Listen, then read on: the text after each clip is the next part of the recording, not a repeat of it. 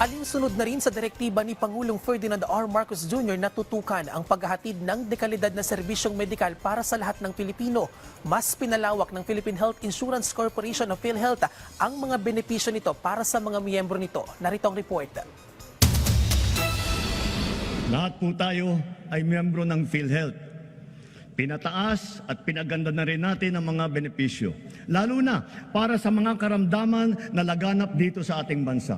Ito ang tiniyak ni Pangulong Ferdinand R. Marcos Jr. sa kanyang ika-4 na State of the Nation Address.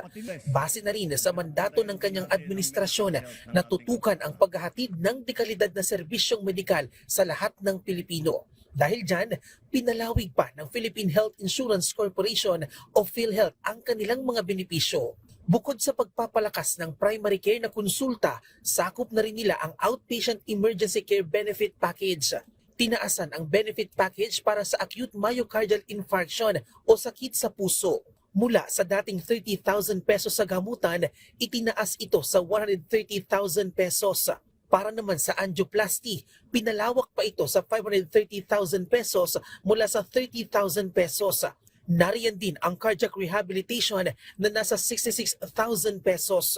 Isinama na rin sa benefit package ang iba't ibang uri ng cancer gaya ng liver, lung, prostate, cervical, ovarian at colorectal cancer na ilan sa mga pangunahing dahilan ng pagkasawi ng mga Pilipino. Bukod dyan, palalakasin pa ang kanilang programang Yakap o Yaman sa Kalusugan Program. Dito po sa ating yakap na ito, meron tayong mga serbisyo.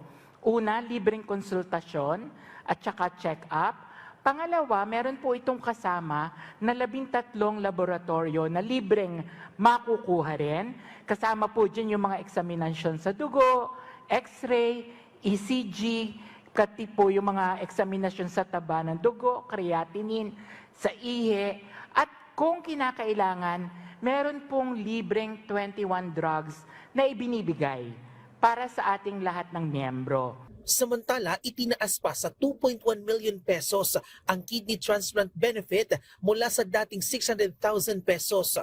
Bukod sa living donor, sakop na rin ngayon ng PhilHealth ang tinatawag na deceased organ donor na umaabot sa 800,000 pesos hanggang mahigit 1 milyong piso. Mula naman sa 90 sessions para sa hemodialysis, magiging 156 sessions na ito kada taon.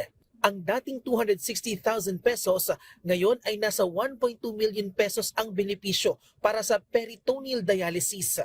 Malaking tulong po talaga, sir. Kaya nagpapasalamat po sa PhilHealth na nagkaroon na ako ng ganitong PhilHealth. Isinama na rin ng PhilHealth sa kanilang benefit package ang 10 rare diseases, kabilang na ang inborn errors of metabolism.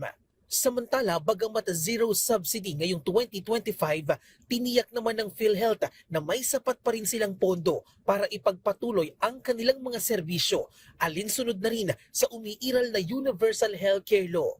Bien Manalo para sa Pambansang TV sa Bagong Pilipinas.